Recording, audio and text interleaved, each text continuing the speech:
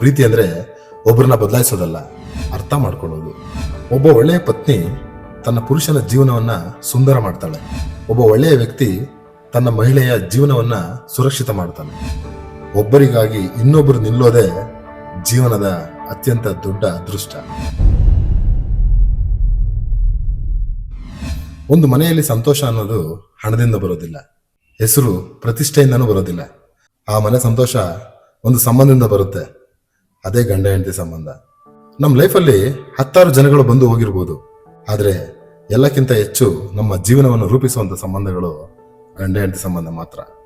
ತಂದೆ ತಾಯಿ ನಮಗೆ ಜನ್ಮ ಕೊಟ್ಟು ನಮ್ಮ ಅಸ್ತಿತ್ವಕ್ಕೆ ಅಡಿಪಾಯ ಹಾಕೊಡ್ತಾರೆ, ಆದರೆ ನಮ್ಮ ಜೀವನ ಸಂಗಾತಿಯಾಗಿ ನಮ್ಮ ಜೀವನವನ್ನು ಕೊನೆ ತನಕ ನಡೆಸೋದು ಒಬ್ರು ಸಂಗಾತಿ, ಗಂಡ ಆಗಿರ್ಬೋದು, ಹೆಂಡತಿ ಆಗಿರ್ಬೋದು. ಈ ಸಂಬಂಧ ಹೇಗಿರ್ಬೇಕು? ಎಲ್ಲರೂ ಹೇಳ್ತಾರೆ ಗಂಡ ಹೆಂಡತಿಯಲ್ಲಿ ತುಂಬಾ ಪ್ರೀತಿ ಇರಬೇಕು ಅಂತ. ನಿಜ, ಪ್ರೀತಿ ಇರಬೇಕು. ಪ್ರೀತಿ ಮಾತ್ರ ಸಾಕಾಗೋದಿಲ್ಲ, ಪೇಷನ್ಸ್ ಇರಬೇಕು, ಒಬ್ರನ್ನೊಬ್ರು ಅರ್ಥ ಮಾಡ್ಕೊಳ್ಳೋ ಮನಸ್ಸಿರ್ಬೇಕು. ಅದ್ರ ಜೊತೆಗೆ ಪರಸ್ಪರ ರೆಸ್ಪೆಕ್ಟ್ ಇರಬೇಕು. ಗಂಡ ಹೆಂಡತಿ ಸಂಬಂಧ ಅಂದ್ರೆ ಅಗ್ರಿಮೆಂಟ್ ಅಲ್ಲ, ಅದೊಂದು ಜರ್ನಿ.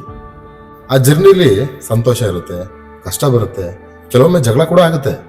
ಆದ್ರೆ ಒಬ್ಬರ ಕೈ ಬಿಡದೆ ಮುಂದೆ ಸಾಗೋದೆ ನಿಜವಾದ ಸಂಬಂಧ, ನಿಜವಾದ ಜೀವನ. ಈ ಒಂದು ರಿಲೇಶನ್ಶಿಪ್ ಅಲ್ಲಿ ಒಂದು ಮಹತ್ವದ ವಿಷಯ ಏನಂದ್ರೆ ಭಾವನೆಗಳು. ಪ್ರೀತಿ ಹೇಳದೇ ಇದ್ರು ಭಾವನೆಗಳನ್ನ ಅರ್ಥ ಮಾಡ್ಕೊಳ್ಳೋ ಪ್ರಯತ್ನ ಮಾಡಬೇಕು. ಒಬ್ರು ಮೌನವಾಗಿದ್ರೆ ಅದು ಕೋಪ ಅಲ್ಲ, ಅದು ಅವ್ರ ಮನಸ್ಸಿನ ನೋವು ಕೂಡ ಆಗಿರ್ಬೋದು. ಆ ಟೈಮಲ್ಲಿ ಏನೇನೋ ಕೇಳಿ ಜಗಳ ಮಾಡೋ ಬದಲು ಒಂದು ಮಾತು ಕೇಳ್ಬೋದು.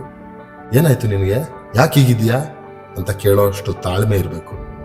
ಜೀವನದಲ್ಲಿ ಸಮಸ್ಯೆಗಳು ದೊಡ್ಡದಾಗೋದು ಜಗಳದಿಂದಲ್ಲ, ನಾವು ಮಾತಾಡೋದೇ ಇರೋದ್ರಿಂದ. ಗಂಡ ಹೆಂಡತಿ ನಡುವೆ ಮಾತು ನಿಲ್ಬಾರ್ದು, ಮನಸ್ಸು ದೂರ ಆಗ್ಬಾರ್ದು. ಮತ್ತೊಂದು ವಿಷಯ ಏನಂದ್ರೆ, ನಿಮ್ಮ ಜೀವನದ ತಯಾರಿ ಇವತ್ತಿನ ದಿನಕ್ಕೆ ಅಂತ ಬದುಕಬಾರ್ದು, ನಾಳೆಯ ಕನಸಿಗಾಗಿ ಬದುಕಬೇಕು.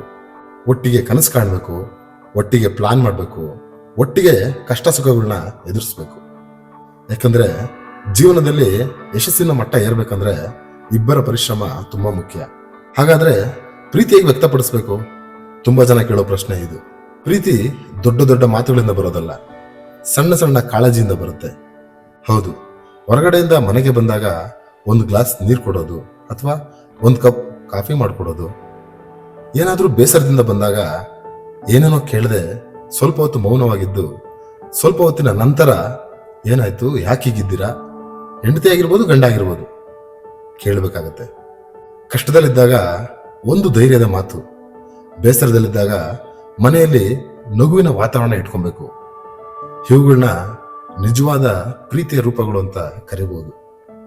ಮತ್ತೊಂದು ವಿಷಯ ಏನಂದ್ರೆ, ಸಂಬಂಧಗಳಲ್ಲಿ ಗೌರವ ತುಂಬಾ ಮುಖ್ಯ.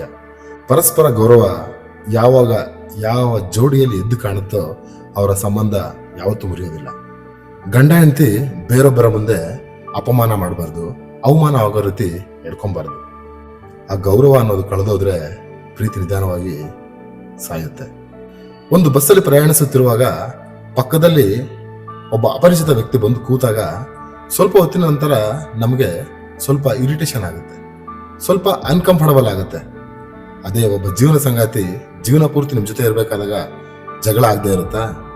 ಖಂಡಿತ ಆಗತ್ತೆ. ಅದು ತಪ್ಪೇನಲ್ಲ. ಜಗಳ ಆದ್ಮೇಲೆ ಮೊದಲು ಯಾರು ಮಾತಾಡಿದ್ರು ಅನ್ನೋದು ಮುಖ್ಯ ಆಗಲ್ಲ, ಯಾಕಂದ್ರೆ ಸಂಬಂಧ ಉಳಿಯೋದೇ ಮುಖ್ಯ ಆಗುತ್ತೆ.